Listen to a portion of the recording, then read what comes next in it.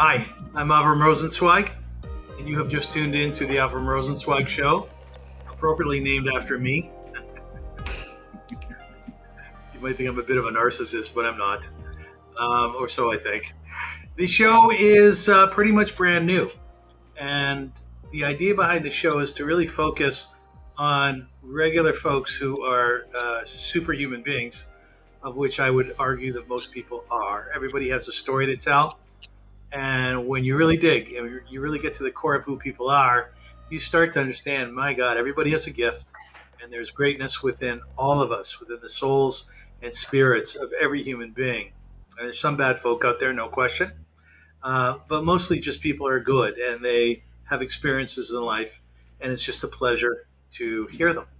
One of the things that I've decided to at the top of my new podcast is to focus a lot on Israel.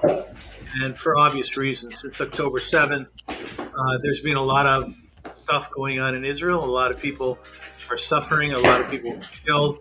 There are hostages, of course. And Ellen, you're starting up already, are you?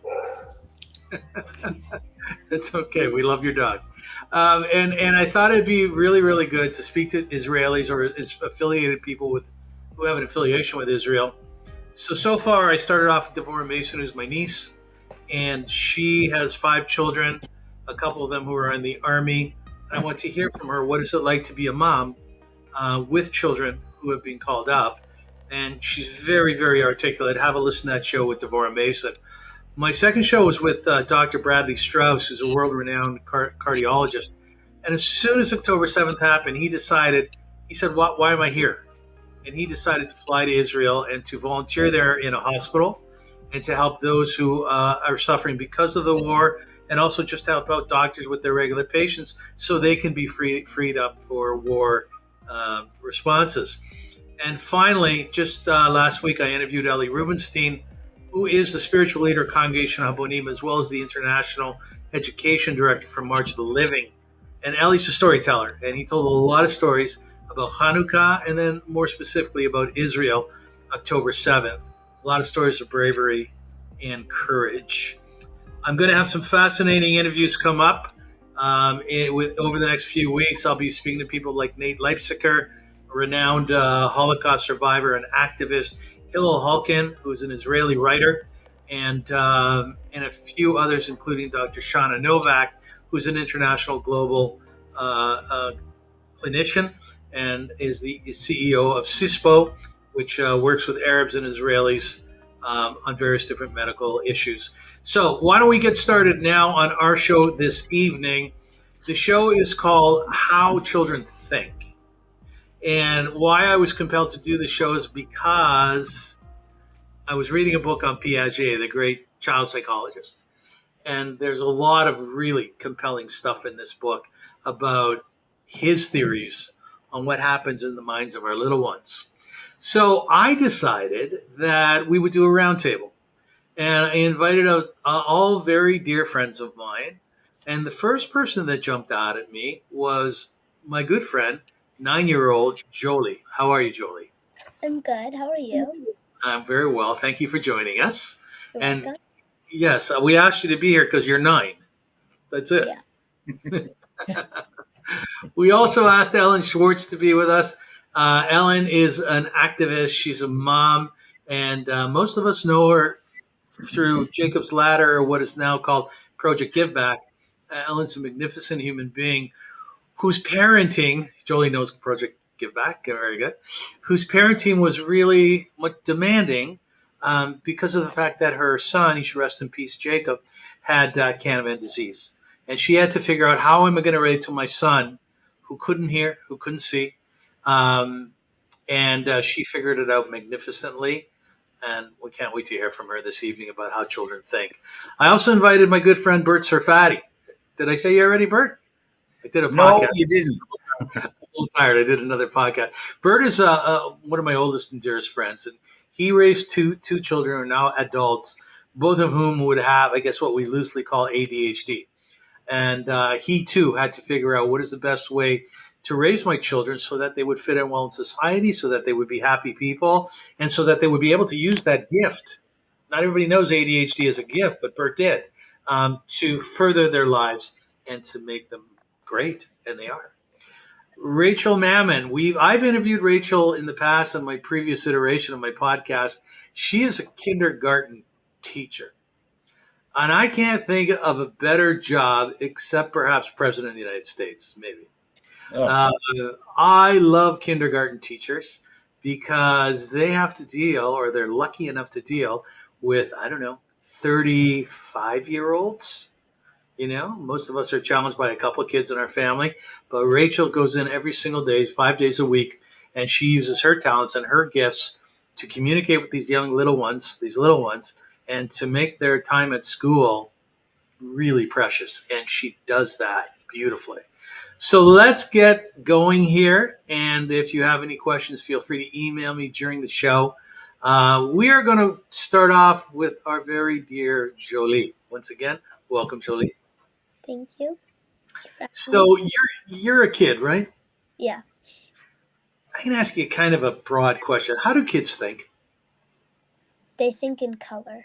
They think in games. They think in like a perspective that they just want to have fun in life. Like they don't care about doing this. They just care about having fun. They would care about like games. So how fun do you know would that? Is that just you, or is that everyone, all the kids? Sorry, I couldn't hear you. Is that just you, or all the kids you think that way? I would assume it's all the kids because kids, like most adults think in the same way, and kids think in a different half. Okay. Jolie, how do most adults think? I don't know, like my perspective, let's say boring. Is that how you really feel? Mm-hmm. Yeah. Do you think adults understand you and other children? I mean, it depends on the type of parent you have, or on the type of adult you're looking at. So in your case, does your mom get you? Most of the time, yes. And do you think you get her? Sorry. Yes. Do you think I you understand your mom? Mm-hmm. Sometimes. Sometimes. Right. Okay. So Rachel, again, a kindergarten teacher. Did Jolie hit the nail on the head? Do kids think in terms of colors and games? Yeah, I think so. I think they think with their imaginations. They think with fantasy. They think with play. They think in concrete terms. So we have the ability to think cognitively and to put our ideas into sentences where they look at the world and see things in a sensory way. So if they hear something, if they can touch something, if they see it, then they understand it. Tell me if this story is understandable to you, and Jolie, you too. There was a little girl, and her and her mom and dad were going to the airport. A story told to me many years ago. And the little girl gets to the airport, and she looks out the window, and she starts to see the planes take off. And she's probably 4 or 5 years old, and she starts to cry. And her mom and dad figure, okay, well, maybe she's tired. And she continues to cry and begins to sob. And this goes on for a long, long time, and she won't stop, and she's terrified, and she won't say why. Finally, her parents say, well, we can't do this. We're going to have to take her home. So they got her home, and she relaxed. And they said to her, honey, what happened at the airport? Why were you so upset? She said, I looked up at the sky, and I saw all the planes flying away and getting smaller and smaller and smaller, and I didn't want to get small. Does that resonate, Rachel? Yeah, it's real. It's concrete. She saw them disappearing. Where are they going? Yeah, Right. they're disappearing. Where are they going? And that's not clear. And then a kid maybe where the plane's going is probably going to be, where is this plane coming from? Right. Very good. Did you want to add anything there, Rachel? Yeah, I think it just goes back to what I was saying before, that they need it in front of them. just imagine when we learn something new, you teach me something new right now, and I need it explained to me in a certain way. I'm a specific kind of learner. It took me like years and years to really understand that. I need it explained to me in a certain way. With a child, unless you can explain it to them in terms that they can see, feel, touch, experience it, you're just talking. It's just Exactly. noise. It's noise. Exactly. Really, you have a lot of noise around you. Yeah. Like just Not right now. I just have my mom in the house, so I don't hear much noise. I just mean when adults talk. Yes, definitely. Do you hear? Explaining it. Can I add something? Yeah. Sorry, and you can tell me if I'm wrong here. I also think that children feel. Oh. So, agree with you, Rachel and Jolie, but they feel right away. They can read you. If you're smiling, and they know if you mean that smile, or they know if you're angry, they know you don't really mean that angry. Like they really feel you, and they have such a great sense because it's so pure and natural, and it hasn't been tainted by the world yet. Do you know that Charles Schultz had a brilliant understanding of little kids, and that's one of the reasons for the success of Peanuts. And if you remember the movie Charlie Brown movies, do you remember how the teacher used to speak? It's no Wah, wah, wah, wah. Like that, right? exactly. Wah, wah, wah, wah. And Charles Schultz was brilliant because he was saying what Rachel's saying. Who knows, because she's a kindergarten teacher, that when you start talking to kids and you go off on these soliloquies, all they do is hear your lips. They watch your lips, and they hear the noise, and that's about it. So let me ask you in that light, Bert, again, raised two kids who are on their own, and beautiful kids who had a challenge of ADHD. Was that in sync with how you were when you were raising your kids, how your children responded to you? Too much noise wasn't good. Try to be efficient with your words. I never really understood that at the beginning. I got that later on. I am a big talker when it comes to like my kids. Oh, and I would tell them all kinds of stuff, and I realized they didn't retain most of it. So the strategy I used was to ask a lot of small questions, just so I can get a response to see if they're listening and to see if they're there. And many times I noticed they were gone after one or two questions. Like they just don't want to be there. They don't want to listen to what I have to say. So it was just, and coming with things like that, you think, oh, how am I going to do it next time? What kind of strategy am I going to use to tell my kids next time that they'll listen? And then you just start honing your skill, I guess, if you want to call it, but also you understand how your kids work, and you can't just talk to them for 10 minutes straight and expect that they're going to listen to everything. So one of the realizations about how your kids work is that they couldn't take in too much information, correct? I don't know if they couldn't take in too much information. I think they didn't want to. They were so fast thinking and moving from one thing to the next that they just wanted to move on to the next thing. Right. And I don't care what you have to say. So if I had said anything, it better be fast, quick, and to the point. And then, okay, bye, see you later. And they got it. But they only got that one point. Right. It's all, okay, then do the next one later on. I think the one of the major points that we can take away from what you just said is have a strategy when you're raising kids. Like you would try something, you would think about it, and then you would come back and build upon that, right? Yeah, but at first I had no strategy because I didn't think I needed one. I didn't remember my dad having a strategy. No, they didn't. Right? So what the hell did I need one for? But when I realized I wasn't getting through, or there's some communication problem, or the school tells me stuff, and then I'm going, really? Like, why am I so disconnected from all this? Then it made me realize I got to get in there and I got to figure out what's going on. Okay. One of the things that I saw with Bert as he was raising his kids, Ellen, this is directed to you, is that he has a childlike spirit. And by that, I mean he's a mature, responsible adult, done everything we're supposed to do. But when it comes to relating to kids, and I have this too, and I say thank God to that, I can get down and dirty and become a kid. I can do it. I can laugh really silly. I was with Jolie and her mom at Rachel's house for Shabbat, and Jolie, I was throughout the laughing whole evening, so she hard. laughed and laughed and laughed and laughed. And it was the greatest thing for me to witness, right, Jolie? Yeah. You were wonderful. Just I wonderful. always lose when we do when me and my cousins do try not to laugh. I'm always the first one to laugh. That's a good thing, sweetheart. Now, Ellen, um, you had a son, Jacob, who Canavan disease. Is that correct? Did I say correct? Yes. Yes. Tell us about Canavan, and then I want to ask you a couple questions about your mothering of Jacob. Okay. Well, Canavan is a rare neurodegenerative disease that attacks the central nervous system. So Jacob wasn't able to walk, talk, see, or move. He lost his ability to eat, and most children with this illness pass away by the age of 5.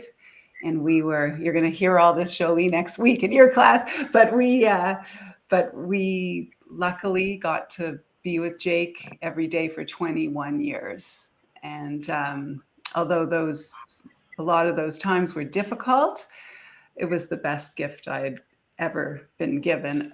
Also with my other two, we have Beverly, who's 24, and Yes. Ben, who's almost 21. And they are also gifts, but Jacob just taught me so much about life and living life to the fullest, and inspired me to write 3 books and develop a whole curriculum based on his lessons. So, Ellen, you and your husband find out very quickly that your son Jake has Canavan. Mm-hmm. Probably in the beginning they weren't quite sure, but at some point. At what point did you start to settle in and realize, okay, that's my son. I love him. I love him dearly, like any other child. Now I got to figure out how to raise him. How did that play out? So, as you can imagine, we were devastated. We were shattered with this news. He was our firstborn, and we did try to help him help him cure this disease. And we were part of groundbreaking gene replacement therapy. Can you hear me? I think. Yeah, we're good. Okay, I think my iPod's just disconnected. So, can you still hear me? You okay? Yeah. Okay, sorry. Groundbreaking gene replacement therapy. And he became so sick from this. He developed meningitis. He had an hour-long seizure. He was in a drug-induced coma. We didn't know if he was going to live after this. And once we stopped trying to fix him, he fixed us. And from that moment on, we were just, this kid is never going to cry, and we are going to enjoy every second we have with him. And that's what we did. And that's what Jeff and I did as his parents. Ellen, we can I just interrupt? loved him to bits. And if he was smiling, whatever we were doing, we just kept doing it. And music was a huge part of how we communicated with Jacob. And because of that, so many musicians used to come to our house and they used to sing to him. And that is just what he loved more than anything. So he was always surrounded by music. And he was just a dream to be around. He had a soul like just better than anyone I've ever met, like so pure and so beautiful and so warm. And he was just a magnet for like-minded souls. So Bert, you had a he was question the for best in Ellen? the world. Yeah, I was just saying, you said he couldn't move? Oh, sorry, I can't hear you. Hold on. Oh no, sorry guys. Can you It's hear okay. me, Ellen? I heard Okay. something fall on the floor. Was that your iPod or your little Talk to thing? someone else because I'm having some sound issues. All right. This is the beauty Did of you being gu- live. It has Did you to guys sound, hear that? but there's nothing like being live. It's very exciting. Jolie, let's go back to you, okay? When Ellen explained her son Jake and the challenges that he had, do you know anybody like that? Do you know any kids with huge amounts of challenges? I don't, but I know someone like that, and I think he's very proud of having it. Oh yeah? Well, what is he like? He's just so nice. I went to the CNE with him. Somebody took me with him, and we just bonded together. He was hugging me. He was so nice. I couldn't really understand. It was sort of like a and like That's how he could talk. Yes. What did you do when you couldn't understand it? Because as adults, the most difficult thing when we don't understand someone is to keep saying, what? What? You want to stop at some point, right? Yeah. Like, we would sort of look at his facial expressions, and or like, I'd ask someone else, because I think someone could understand what he was saying when we were with him. One of the most beautiful things was I used to bring him into the classrooms, and all kids weren't like you, Jolie. Some kids were very uncomfortable with Jacob. But as soon as they started firing off questions, because as you know, most children are so curious and they just want the answers. They want to know. And I answered everything that they had to ask about him. And they saw his smile, like you said, like with that friend of yours. And they didn't see a big boy in a wheelchair. They saw this beautiful person who happened to need a wheelchair. And their whole perspective changed towards children with disabilities. So keep asking those questions, Jolie. It's so important. Because honestly, I would find that the people disabled like that, I'd feel like the people that I've met who are disabled, like someone I know has a disease, I forget what it's, Down syndrome, and they're the best.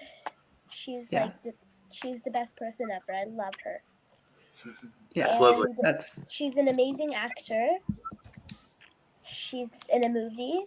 You're talking about Madison? Yeah, Madison. Yeah, yeah, she's amazing. I love her. Yeah. She was in Champions, the movie. Yeah, she's such a lovely human being. She's like you. She's filled with life. Like, that's the beauty. They just see all the good there is. Like that are like the kindest people. I think that the beautiful thing about the time that we live in, Rachel, ma'am, and tell me if you agree with this, is that we don't consider Down syndrome, nor do we consider autism a disease. Yeah. Right? It's not like that anymore. In fact, there's a huge focus on looking at individuals who have autism. I don't know if it's appropriate to say they're autistic. I don't know what's politically correct. And to recognize the gift within them. Would you agree with that, Rachel? Yeah. I had somebody in my school who was like really smart, and he had autism. Right. And were kids nice to them? Were they good to him? Very. We loved him. He was so nice.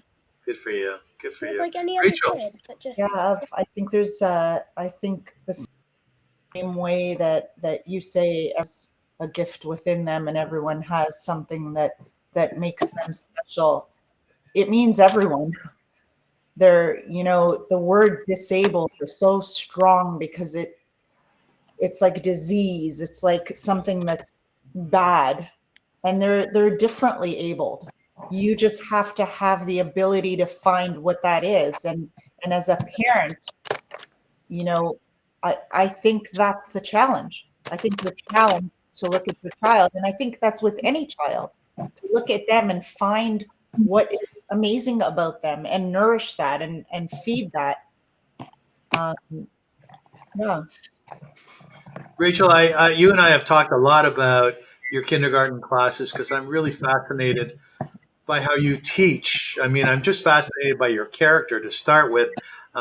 You do stuff which is highly practical, highly childlike, sometimes childish. I remember when you had an aquarium when we were younger, and one of your fish got sick, so you gave it a Tylenol.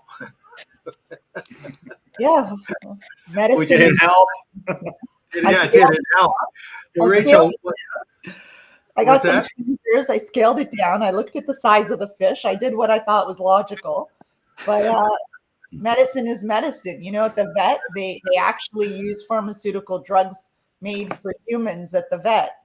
Yes, so they do. Like, no one's going to save my fish. I either save them or he goes down. So Good for you, Rachel. Rachel, one of the things we talked about, I remember, is you had a child in your class, and again, these kids are 5 years old, thereabouts. And he was one of those children, we all had them in our class, who went off to the side. He wouldn't dance when the other kids danced. What did you do to encourage him? What did the other kids do based on your encouragement? So I think that that's a culture you build. I think you have to start at the very beginning by letting that person get to know you. They are little, but they have everything that we have within us, within their little bodies. And they need to trust. They need to know that you are safe and that they can make mistakes with you, and that you are still going to love them if they do something that's wrong, or if they're not up to par. Walking into a classroom with a person you don't know, one of the first things that I say to the parents when they're giving me this JK for the first time and they're leaving their child with me is thank you. Thank you for trusting me. They are giving me their most prized thing in this universe and trusting me with their kid for more hours than they see them during the day. I'm with them for more waking hours than they're actually with their parents. Some of them go to daycare after, and I don't take that lightly. Like I don't know that it's appreciated by everybody, but I definitely don't teach in a box. I don't follow. Where did you say this is going to be? There was a little kid who wouldn't dance. I know dancing is a big deal in your class. And I remember you spoke to the other kids about it, and they encouraged him to dance. Do you recall that? It was a couple of years ago. Well, I can tell you that at first, when children come into my class and I put music on in the morning, and that's how we start, most kids are not dancing. They don't naturally just let loose in this new space with this weird teacher and get comfortable. But what I have found is when I allow myself to show Jewry, them, honey, try to limit the noise there, honey. Okay? Thanks. Yep. when I allow myself to show them that it's okay to be a dork, that it's okay to dance and to not know what you're doing and to let your body move and to close your eyes and let the music move you, they do it. Yeah. They do it, and they watch each other. And what you're saying is true. They support each other. Like kids will grab the other kid's hand and like wiggle with them, and that's Yes. good. If that's what the music is making you feel, then do it. I don't. Yes. Sorry, no, finish, I please. don't. I remember growing up in a system where it was very clearly there was a right and a wrong, and I was very uncomfortable all the time at school. I was petrified that the teacher would call on me. I I didn't want to raise my hand because if my answer was wrong, people would laugh. I don't have anything like that in my class. There is no, they understand. And there's aspects of my classroom that are pretty strict. There are things that are not tolerated. I don't, you're a lot more laid back about certain things than I am in your parenting, in your way. I don't tolerate them making fun of each other at any level. I don't find it funny. I don't find it okay. We were just joking. It's not a joke. My thing is, if we're not all laughing, it's not funny. We have to do it together. So I'm a little bit boot camp also, right? Because they come from all different households with all different kinds of rules or no rules or just environments that sometimes even clash. I want to segue this into another point. Bert, I remember when your little guy David was growing up, and he had what we would call a gargantuan amount of energy. I think Sir Fatty boys are like that. You're telling me about your new grandson, Mazel Tov. Congratulations. It's a year and a half ago. He's not so new. Yeah, Mazel Tov. Thank about you. how much energy he has running around and being very curious, like you were growing up. But the challenge to that was that you took your son to a synagogue event or to a family's house. You'll remind me. And the people invited you another time, but they asked you to leave your son at home. Yeah, I thought it was a joke. Right. What was that all about? How did you They were respond? serious because the first time he was there, it was at a somebody gets a new house, they make a party, and we all came over, and he just destroyed the house in like a really subtle way. Nobody knew. He stuck stuff down the heating vents, and he did things like that behind the scenes, and they only found that out later on when everybody discussed it and said, yeah, I saw David put socks down here, I saw him do this. So the next time there was an invitation, it was without him, and it really bothered me, but I kind of understood. Right. You Did you know? go? Did you No, go I with didn't that? go. No way, I didn't go. I'm not gonna go. Right. And you did something really fascinating as he grew up. A lot of parents, when their children return from school, they say, now go and do your homework and then you can play. But you did the opposite. Tell us about Yeah. that. Yeah, I said, first of all, there's no homework. No homework tonight, no homework any night. Number one. That's number one. Number two, as soon as he came home, I said, go to your room and play your drums. He had a drum set, and he would go wild on his drums, and he would just sweat for about 10, 15 minutes. And he would come out, and I would go, great, wash up, let's have something to eat. And he was fine. It just seemed that all day long, everyone's telling him, don't do this, don't do that.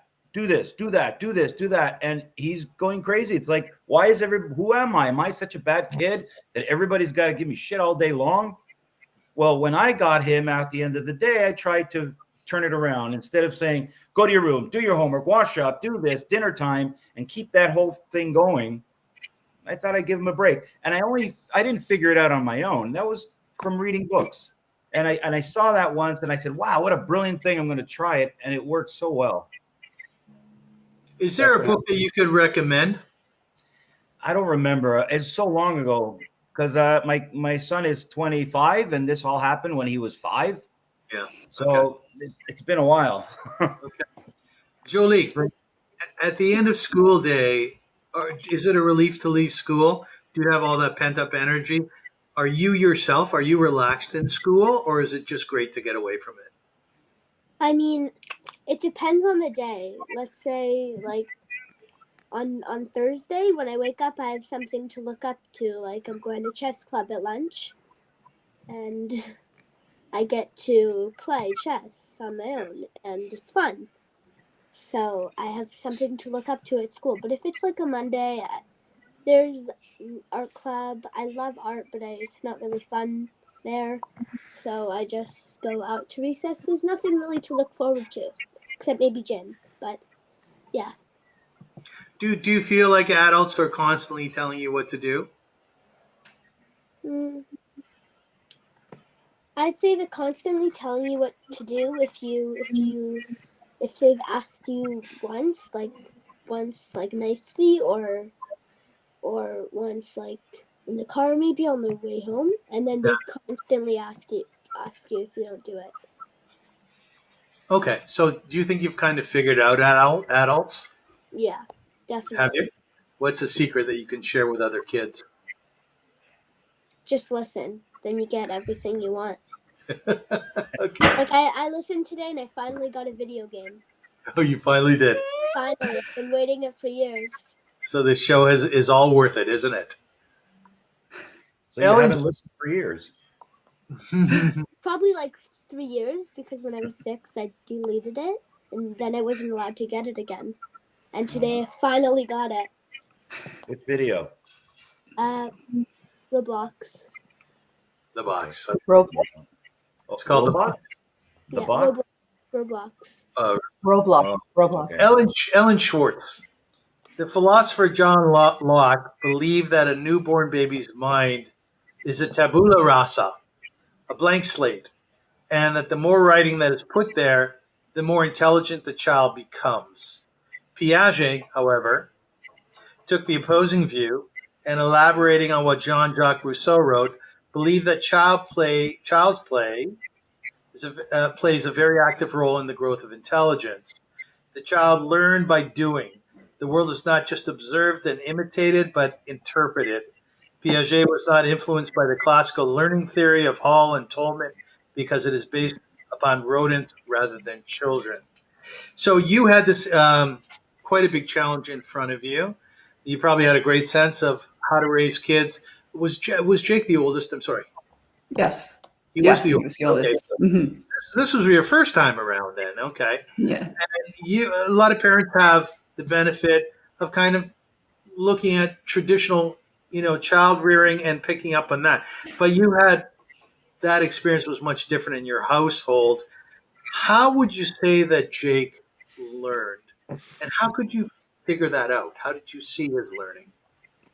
So I think Jacob was a born teacher, is what I think. I think that Jake knew everything he needed to learn in life.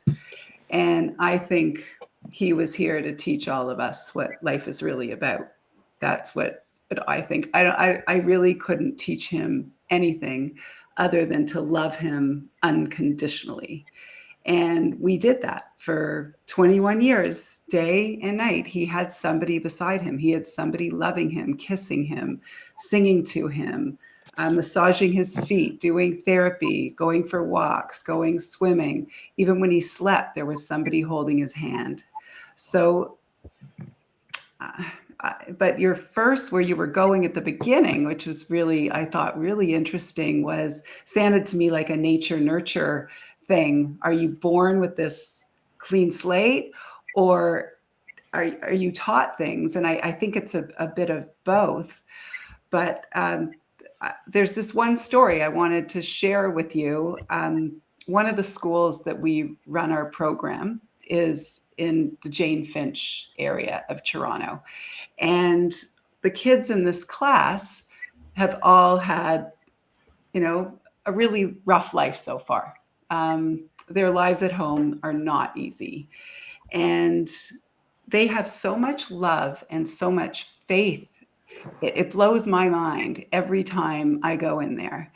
And they are learning lessons that, are just unbelievable because of their circumstances. But one thing I remember so clearly, and this is by we learn from our kids, Jolie, we're learning more from you than we could teach you, which is really cool, is when Jacob passed away, I took 2 weeks off of work. And I came back to work, and that was the first school that I had to go to.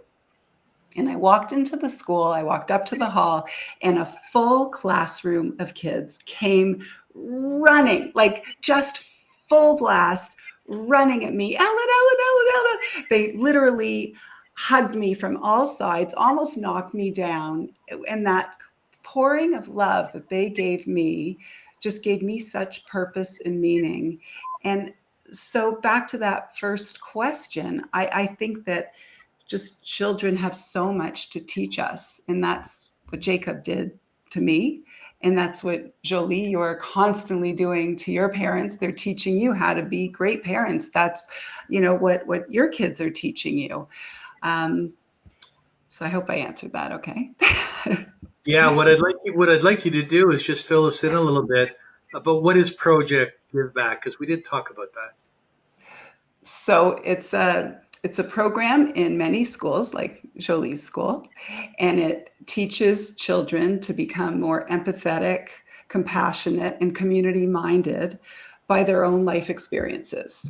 So I think one of you said earlier, we all have a story. So basically, it's going home and finding out what that story is. And we teach the children the tools to share that story and speak right from their hearts. And when we all do that, we become kinder and more empathetic. So it's a year-long program, once a week, 40 minutes. And it is outstanding. Bert, I want to put 4 or 5 different modes of parenting by you, international modes of parenting.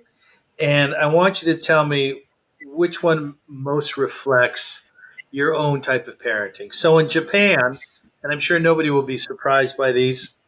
Um, their parenting is predicated on independence and discipline.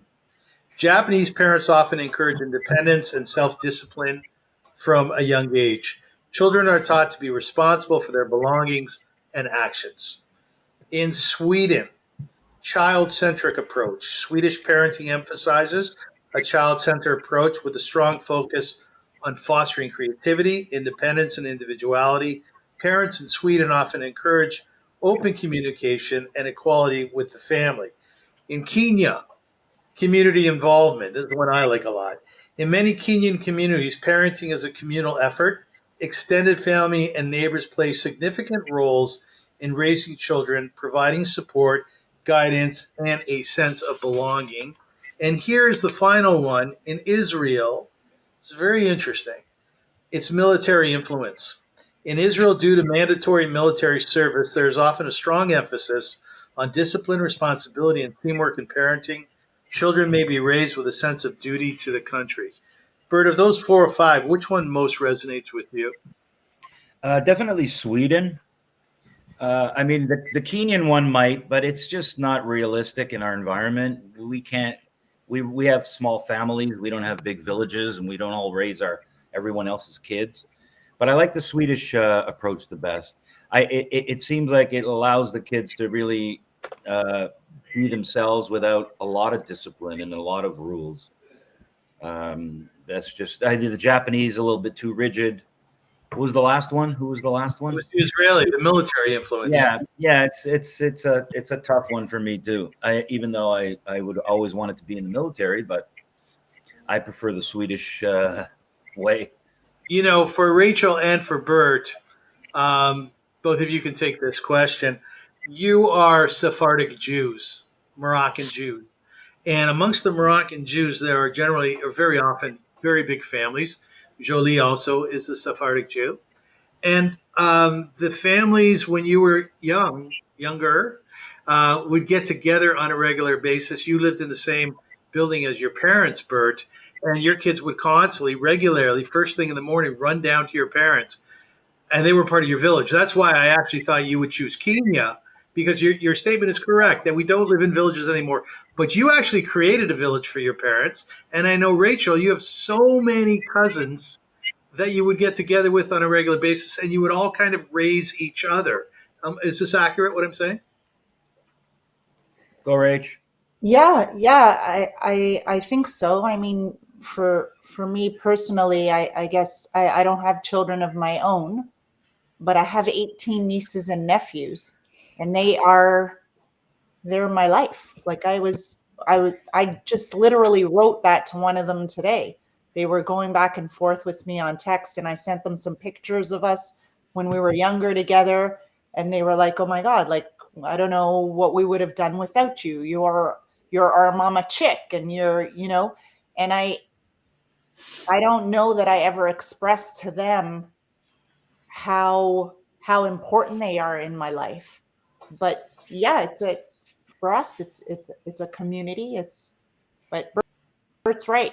I'm also hiding in my house. My niece is in her house. Everyone's sort of in their own little corners. Some of them are in Israel. Some of them are in Florida. Like it's not the idea of what you once told me we should do. You once said, I want to get a complex where all of our units are facing each other, and we can just come down to this gathering area when we want. And when I'm sick of you, I can go back to my little space. Yeah, right. Bert, do you want to address that point?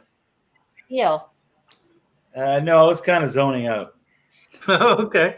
It's good to have a guest who zones out. Keeps us all astute. Jolie, I want to mention a few things that the experts say are important when speaking and communicating with children. You tell me if this is right or wrong, or what your thoughts on any of them are, okay? If you want me to repeat this, I'll tell you. According to the experts, it's really important to use simple language with children. Is that true? Definitely.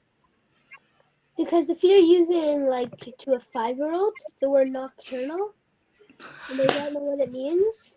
Oh, Jolie, I'll challenge you on that, my friend. My 5-year-olds know exactly what nocturnal animals are and can name them for you. Well, Use the wrong Any Another other- word. let's see. Jolie, we hear you. Well, a complicated word Yes. Yes. that they wouldn't understand. Like, let's say, for you tell them the definition of nocturnal if you're trying to tell them what a raccoon is. A raccoon is an animal that stays up during the night and usually hides out or sleeps during the day. Yes. Simple. Not. Yes. An owl is a nocturnal animal, like a raccoon. Very good. Right. Okay. According to the experts, our dear 9-year-old friend Jolie, it's really important that when you are communicating with children, and we're talking about younger kids, 5, 6, 7, 8, that you make eye contact and that your body language speaks to them as well. Do you get that? I would think that the eye contact wouldn't be as much so true because I feel like some kids would get nervous if you're Right. staring at them like this. Like, how are you? How was your day?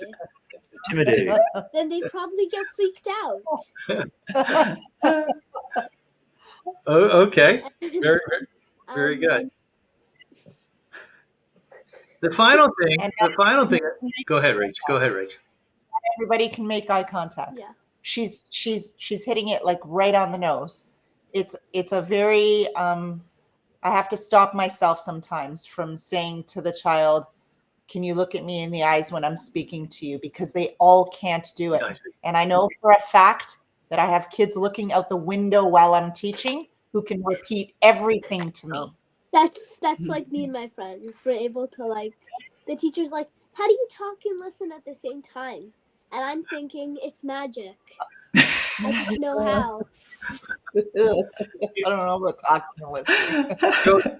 Jolie, finally, according to the experts, when adults are speaking to children, they should do so with respect. They should respect the child's individuality, recognize and respect each child's unique personality, interest, and communication style. Avoid making assumptions or generalizations based on stereotypes. Oh, she's a 9-year-old girl. She won't get this. Is that your experience? Well, usually when people talk to me, I wouldn't talk to someone who, like, let's say it's my mom's best friend. I've never known her. Before I'd met her, my mom would probably tell her something about me, and then she'd know that if you've never met someone, then probably you shouldn't be stereotyped or something. Yeah, I think we have a tendency of stereotyping children a lot. Rachel, you agree with that? Yeah, absolutely. I think we do that in general. Like my little cousin, Let's do it. he's so smart. I asked Right? him a question. One of my cousins like, he won't know this. He's 4 years old. He won't know this. And I'm like, what is 2 + 2? He's like, 4. Julie, the children in my class can tell you from their house to their community to Toronto and go all the way to the Northern Hemisphere and then tell you that that's half of the earth and that we live on the top part. And they understand it. Yeah. So they can learn whatever it is that you present. That's interesting to them because it matters to them. Yeah. It's relatable to them. Yeah. They want to know where they are in the world. Mhm. Is that interesting to you to know Definitely. where you stand in this big world? But honestly, when you approach a kid, when you talk to them, let's say you're talking to a 3, 4, 5-year-old, you might want to say, okay, let's say I have a ball and the ball is cut into half. There's the top bun and then there's the bottom bun in the burger. Then the top bun is where we live and the bottom bun is where another place is. Right. You have to compare something to it. How about if I show you something concrete? Like, how about if I get the globe out and I show you that this is planet Earth? Yeah. Would that help? Yeah, definitely. Okay. Ellen Schwartz, I know you like the cognitive discussions amongst the pundits, if you will. And I therefore want to share something with you. And I'm very curious as to how you saw this in Jake. Piaget says that children build upon their experiences, that if you put a rattle in a child's crib, they'll hold on to it. And really, within 2 or 3 months of being born, they now know enough about an object that when another object comes into their surroundings, they will take that and grab it as well. And his point is that experiences are built upon experiences, and all things being equal, children therefore learn more and more and more about their surroundings and how to respond to it. Now, Jacob couldn't speak to you. So, how did you know how he was growing, what he was responding to? What were the measurements that you could actually see or feel or sense? His smile, his beautiful smile, and his eyes. He knew he had like a memory like an elephant. But it was more connections with people, right? Like if my dad came in the door and he knew he could smell my dad. He just knew he'd get all excited before he even walked in the door. When his friends would come over on Sundays to sing to him, just one note on a guitar, it would be as if he was jumping out of himself. He'd be so excited because he knew, oh my gosh, they're here to sing for me, like my day. So he learned it just like everybody else, just by remembering and repetitive. And yeah. So he did, just by a smile, just his eyes, his smile, his response. That's wonderful. I want to wrap things up, and I want to go around the table as I do so, asking each of you specifically why you were invited here, a message that you'd like to send out to others. So let's start with Bert. Are you zoned in now, Bert? Yeah, I'm zoned in. I don't know what kind of message you want me to give everybody. Well, here, go on my accolades, okay? I watched you raise your children, and I think you did a magnificent job. And as I said at the top of the show, you were my mentor in so many ways. I'm much more open to my son than I probably would have been otherwise. I grew up in an environment which we kind of kept things very close to our chest. But I saw you were incredibly open with your kids, and you let them know the beautiful stuff, and you let them know the struggles as well. My question to you is, parents who are raising children today who have ADHD or are ADHD, what's the best message you can give them? Well, firstly, I think there's a lot more tools today that people can use, but there's also a lot more fluff out there that you have to sort through. When my kids were younger, it was new, and there wasn't many books on it. I read everything, and it was very new. Now it's a little bit different. I don't really know how it is, but the only thing I can tell people is really do your own homework. Don't listen to everybody. Don't listen to what's out there. Do your own research, do your own homework, and know your own kids, because your kids are totally unique and different than anybody else's, because they just are. And you have to understand them before you can do anything with them. I didn't understand my kids at all at the beginning because I didn't know what ADD was, and I didn't know what was going on. Everybody else isn't like this. Why are my kids like this? But as soon as I found out, I did some research and I relaxed and I said, okay, I can do this. And I did. But every kid is probably going to be a little different, so you can take some points of what I did, but it may not work for you. So I'm just saying that be original, because your kids are original. Nice. And do a lot of research, which you did, right? Yeah, I did. And I mean, I did only because I knew nothing. I knew nothing about ADD and because my kids were ADD, it showed me that, hey, I better look inside myself, because I see some of me in them. Yes. Turns out I scored pretty high on the whole ADD chart, and I went on meds as well. And I went on meds for many years, and it helped a lot. I got off it because I didn't like the side effects, but I learned a lot from it. So I was kind of glad my kids had ADD, because I opened up and I became who I really wanted to be, in a sense. Yeah, and was interesting is I think you tried the meds before you would let your kids try them, right? Yeah. The school wanted me to put them on meds. It took me about 2 to 3 years to put them on. And I went to my doctor and I said, I want to try these meds first. So I want to know what they are and see what they're going to do to my kids. And when I did that, I had a 4 or 5 days in a row that I just sat there at the office where that job I was at, and I just worked better than I've ever worked in my whole life. Yeah. So I said, okay, let's give my kids this stuff. It's going to help them. And it did. Very good.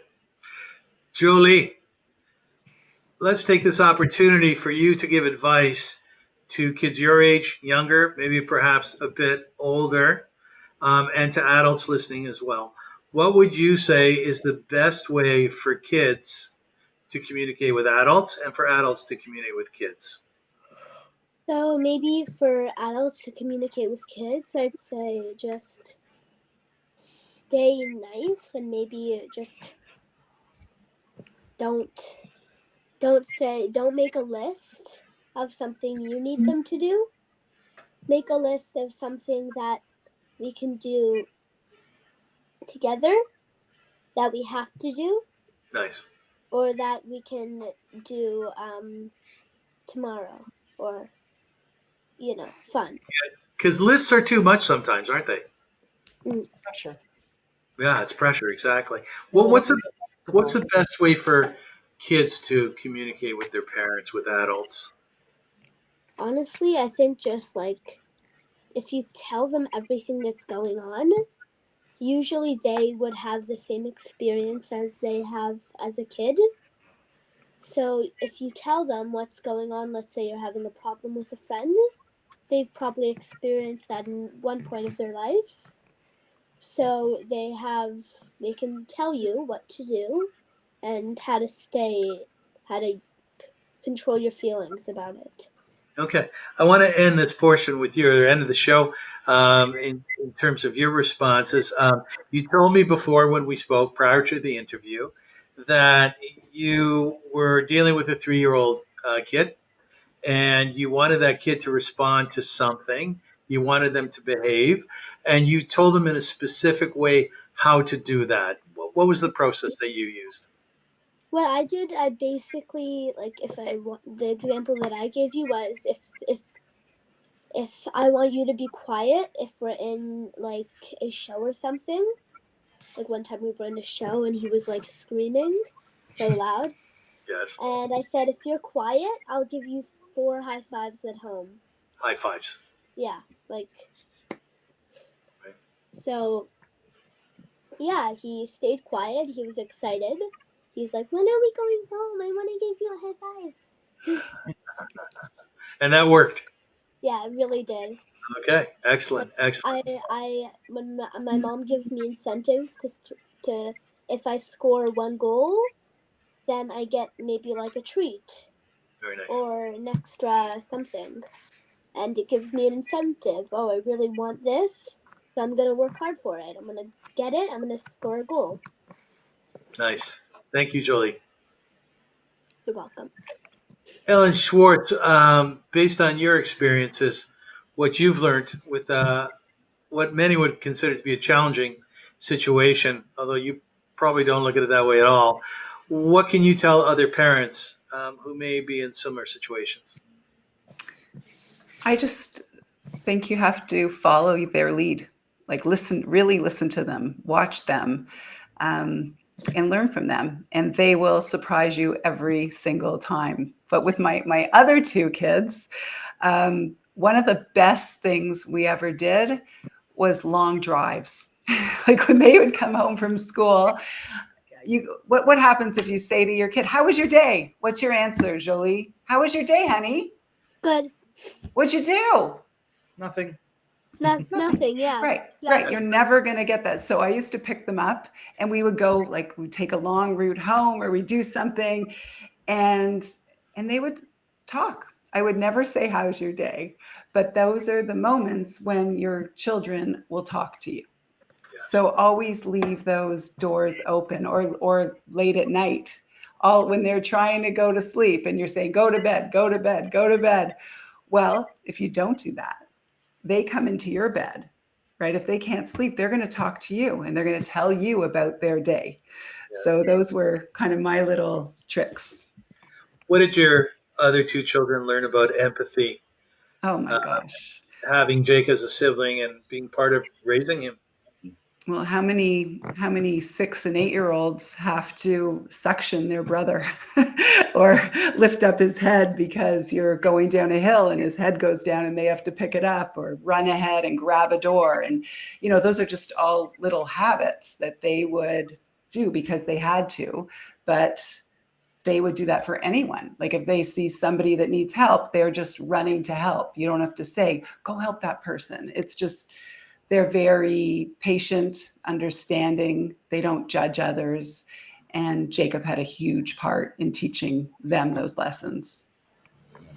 Yeah, thank you. Thank you. Rachel Mammon, you have a bunch of little kids running around every single morning of the weekdays. You walk into a room which is full of energy, mostly like any other, not like any other room that I can think of. And you learn a lot from your students. What can you share with us about we as adults can take away from a classroom of 20, 25 5-year-olds? Play. Find your little person. Avrum, you are a little boy in there that needs love and that needs to be taken care of and that needs compassion the same way that a child does. Find that little boy and that little girl and let them play. Like, have fun. I'm blessed to be in that environment where I can throw myself down on the carpet with them and play and take away all the noise that's in the world. Yes. It's a blessing. I can escape. Yeah. I would tell every adult to find that little piece of playfulness and feed it. Don't let that disappear. It disappears. We lose it as adults. We lose it the first time we bury someone. We lose it. It goes away in little dribs and drabs. Ellen, what you said about Jake teaching you so much it's what the Torah tells us about children with special needs, because I never in my life questioned God, ever. I have this unwavering emunah inside of me that I'm grateful to have, that I don't even fully understand.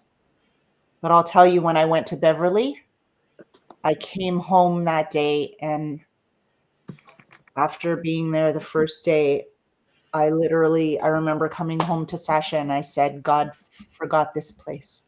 What is Beverly? Beverly. Beverly is it's a specific TDSB school for children with very special needs. So they cannot severe, complex. severe. They cannot be integrated into TDSB schools, and the school exists within the public school board, but it's a very, very special place, right? Yeah. They take care of. I had a staff of nurses in my class. I had assistants that knew exactly what to do, how to change feeding tubes, how to just everything, how to suction. So I had staff working with me. I had 7 students in that class, and everyone had their role and knew how to take care of the kids so that they could actually attend school every day.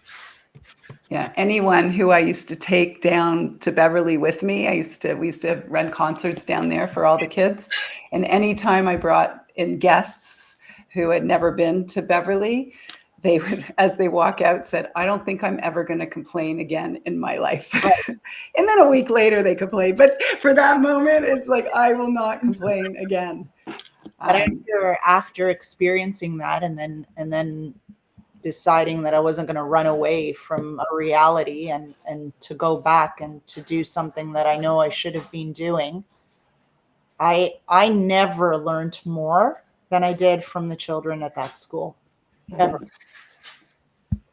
Way beyond compassion, just about life, about how to be, about how to be happy with what you have, with your lot, whatever it is.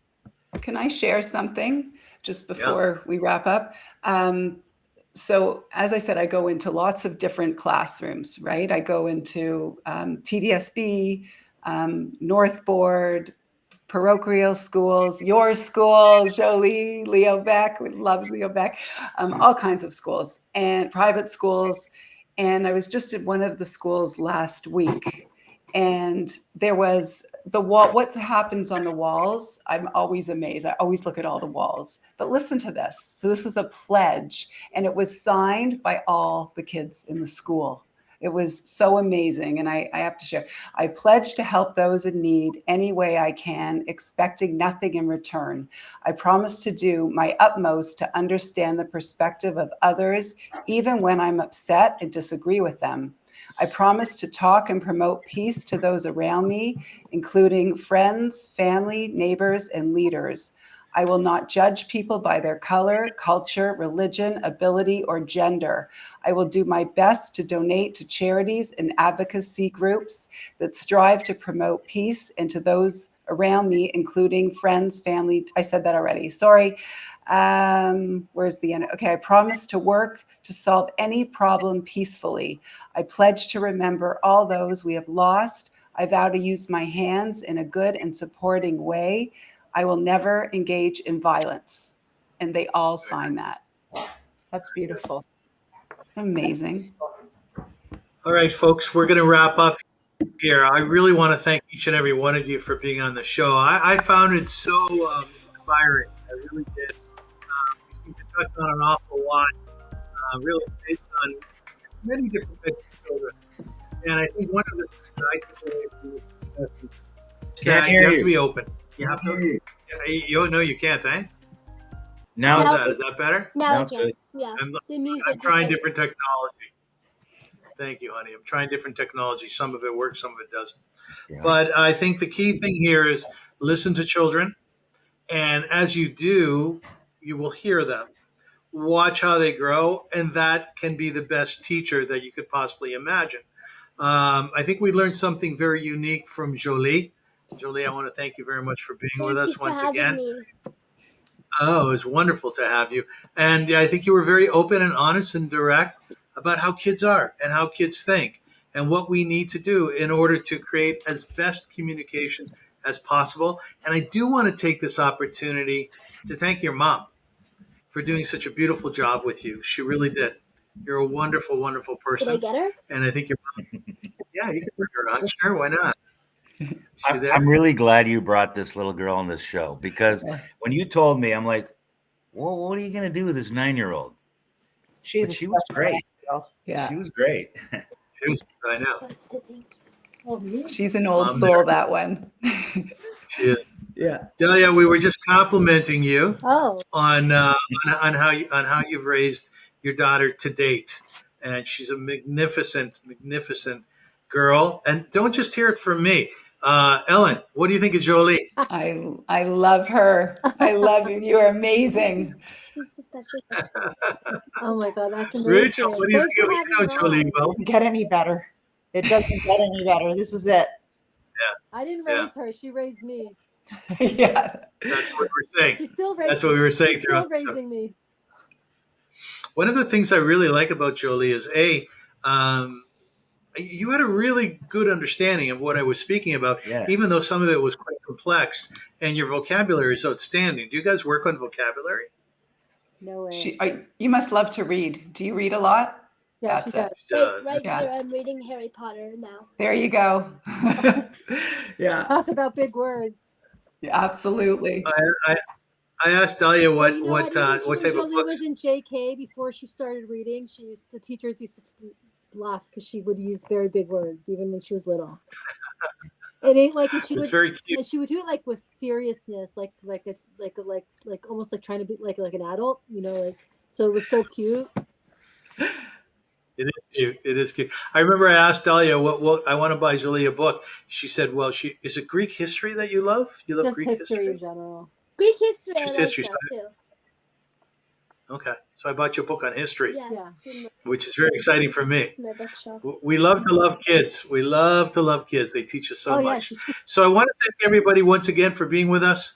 I want to remind you that we have some really great shows coming up in the future. Nate Leipziger will be with us, Holocaust survivor and activist. And I am really excited. I want to show you this. To be having on the show in a few weeks, Hillel Halkin. He's a very well-known Israeli writer, and he has been around for a while, and he has a lot to say about Israel at this time. So let us once again dedicate the show in conclusion to all of the people of Israel, to the Chayalim and Chayalot, the soldiers in the IDF, and to remember those who have passed, those who are hostages, and to pray that they be released as soon as possible and are able to come home and be with their family and cherish and love and experience what we have in our lives. I also want to say thank you to all the Israeli parents and grandparents and really families who are putting their children on the front line of the Jewish people. You know, we who are here in the diaspora, we send our kids to university once they finished high school. In Israel, their kids go off to the war or go off to the army, and in this case, go off to war. And we are very appreciative of the Israeli parents for having the courage and bravery to be in Israel and to send their children to the IDF. With that, thank you very much to all my guests. You guys were marvelous. The show was great. And I look forward down the road to doing another show together with you. I'm Yisrael Chai. The nation of Israel lives. Thank you so much. Lila Tov. Good night. Night. Good night, everyone.